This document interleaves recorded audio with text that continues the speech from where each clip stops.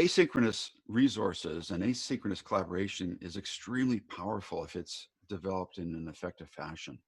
And the reason that it's very, very powerful is that it allows the learner to engage in the resources and the ideas and the materials at a time and a place that's convenient for them, all the time and anywhere. You've heard that term. And this is a key aspect of working on the internet at a time that is most convenient for you.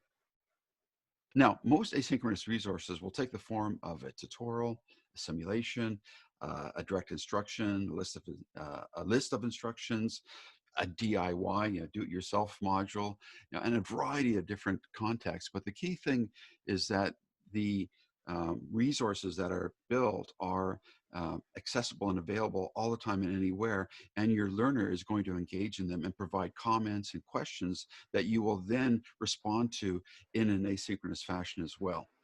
Now, we've connected our asynchronous resources to our synchronous session, and we show you how we've used the BOPS model in our synchronous session and explained the BOPS model in a video, and then provided detailed instructions as to how you can build up the BOPS model.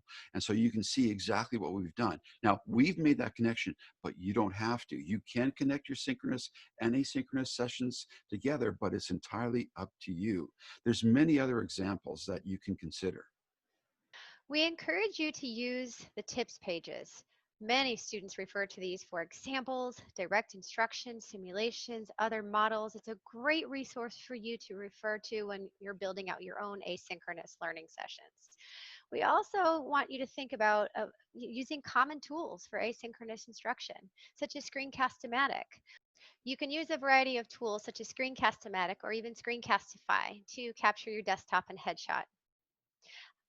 Ultimately, we want you to use whatever tools are available. Use your context, use your system. Think authentic learning experience for myself.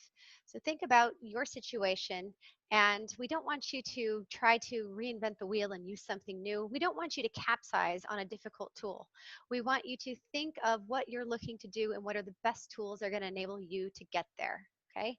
Once you pull all of this together, you have your asynchronous session going, check on the open access and the sharing rights for these videos and asynchronous session learning opportunities for your folks. The last thing you want someone to do is click on a link and they have to request access of you and they cannot access the work that you're doing. So make sure these are openly available and public to everyone. After you've built your asynchronous session materials, invite folks to add comments. Ask them what they think.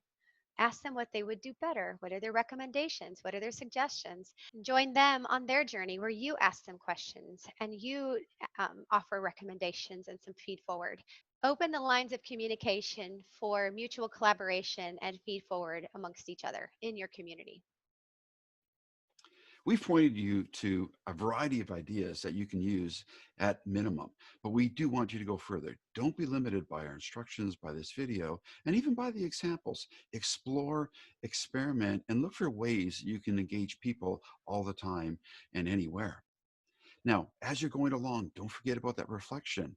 This is an important part of your learning journey, and make note of your experiences, make note of the lessons learned, and start to pull those ideas together and consolidate and start to share those ideas in your blog or with your learning community.